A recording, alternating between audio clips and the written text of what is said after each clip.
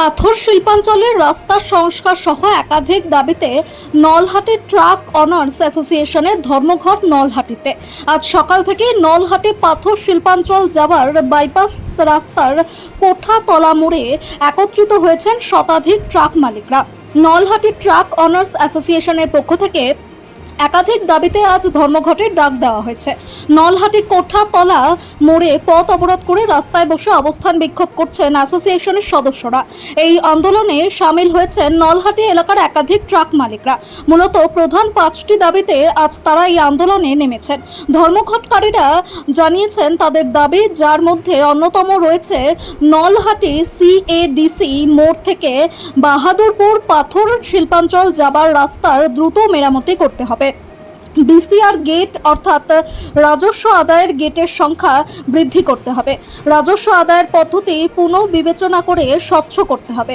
পাথর শিল্পাঞ্চলে আদিবাসীদের অবৈধ টাকা অর্থাৎ চাঁদা তোলা বন্ধ করতে হবে এবং পাথর শিল্পাঞ্চল যাবার রাস্তায় আমলাই ক্যানেল ব্রিজের সংস্কার করে ডাবল কালভার্ট নির্মাণ করতে হবে। এছাড়াও নলহাটি পাথর শিল্পাঞ্চলে ব্যবসাকে সুস্থভাবে চলাচলের দাবি সহ একাধিক দাবিতে আজ এই ধর্মঘট আন্দোলনে নেমেছেন নলহাটি ট্রাক অনার্স অ্যাসোসিয়েশনের সদস্যরা।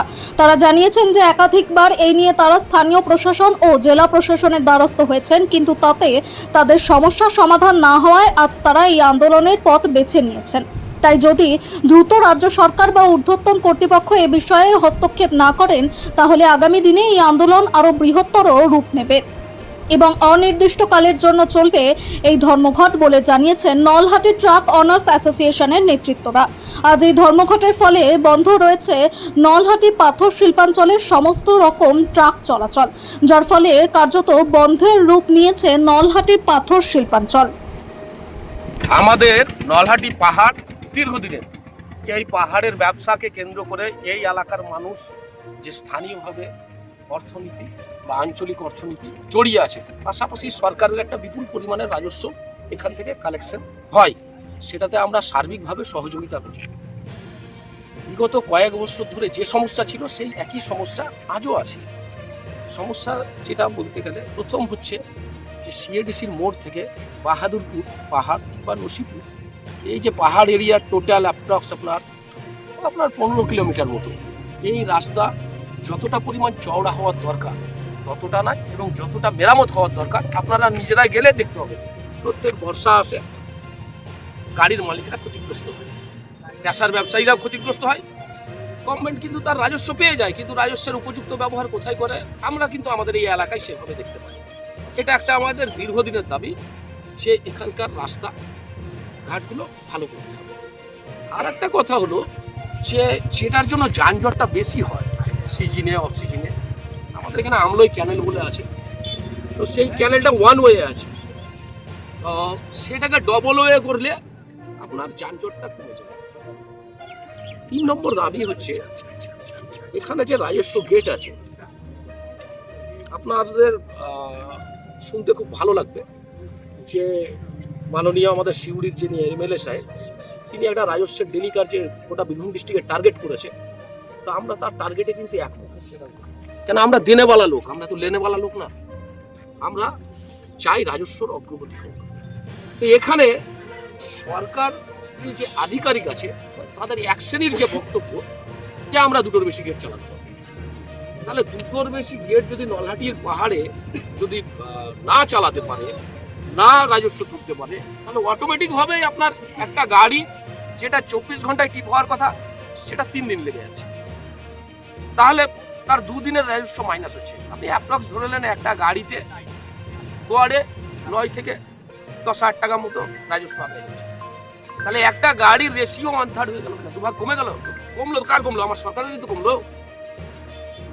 এই রাজস্ব কালেকশনের যে অগ্রগতি, সেটাতে আমরা সরকারের কাছে আবদার করেছি, এসডিওকেও জানিয়েছি, আবার বলছি এসডিও সাহেবকে জানিয়েছি যে গেটগুলো অতিরিক্ত স্টাফ দিয়ে খুব দ্রুত কালেকশন করা।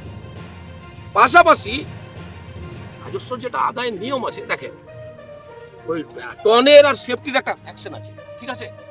এক্ষেত্রে আমরা সরকারের কাছে আগেও আবেদন জানিয়েছি, এখনো জানাচ্ছি যে ওই অ্যাকশনটাকে ঠিক করতে।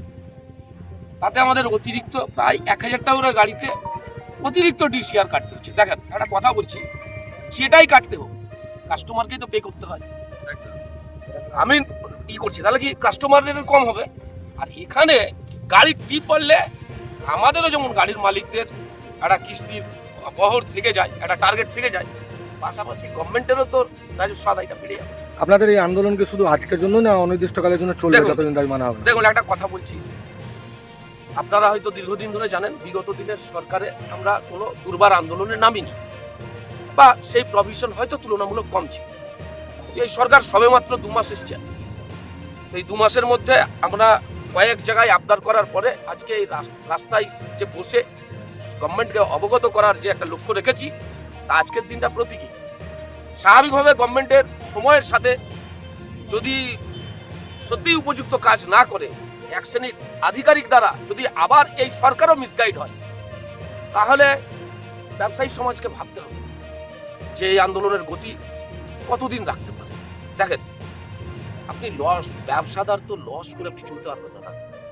আমাদের যেমন নিজেদেরও বেঁচে থাকার ব্যাপার আছে, তো আমরা যদি নিজেরাই রোজগারের জায়গায় বেঁচে না থাকতে পারি তাহলে তো দুর্বার আন্দোলন অটোমেটিক হয়ে যায়। কিছুদিন আগে দেখা গেছিল আপনারা বিএলওর সঙ্গে কথা বলেছিলেন, তো কি কোনো কার্যকর হয়নি?